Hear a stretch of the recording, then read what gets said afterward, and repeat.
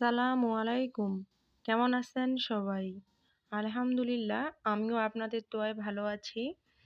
আর নতুন একটা রেসিপি আপনাদের সাথে শেয়ার করব। সেটা হচ্ছে দিনাজপুরের জনপ্রিয় খাবার মাশকালাইর ডাল দিয়ে লাউ রান্না।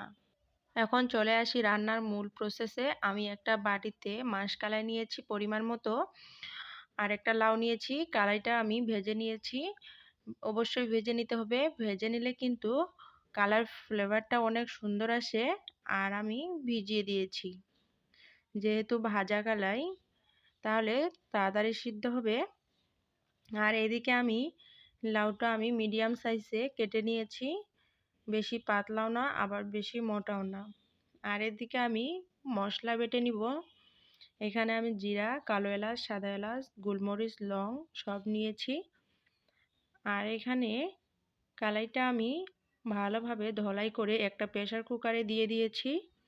কালাইটা আগে ভালোভাবে সিদ্ধ করে নিব, যেহেতু লাউ তাড়াতাড়ি সিদ্ধ হয়। এইখানে কালাইটা সিদ্ধ হয়ে গেছে, আপনারা দেখতে পাচ্ছেন। আর কেটে ধলাই করে রাখা লাউটা আমি কালাইয়ের মধ্যে দিয়ে দিলাম।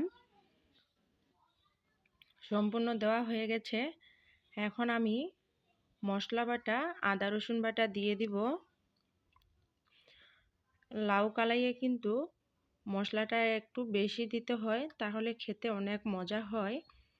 আর দিয়ে দিব পেঁয়াজ কুচি, আর দিব কাঁচামরিচ কুচি। আমি এখানে শুধু কাঁচামরিচ ব্যবহার করছি, শুকনো মরিচের গুঁড়ো ব্যবহার করিনি। আপনারা কে কোনটা খেতে পছন্দ করেন অবশ্যই সেটাই ব্যবহার করবেন।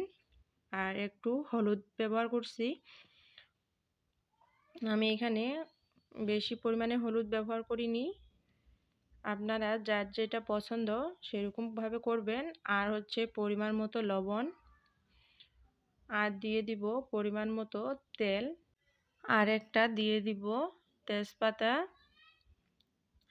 দিয়ে আমি ভালোভাবে মেখে নিব।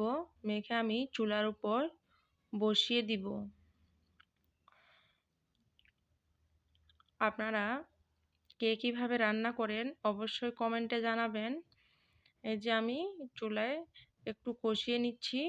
আমার লাউয়ের পানিটা ছেড়ে দিয়েছে, বলকও এসে গেছে। এখন আমি প্রেসার কুকারে 2টা সিটি দিয়ে দিব। দেখতে পাচ্ছেন কত সুন্দর করে লাউ কালাই 2টাই সিদ্ধ হয়ে গেছে।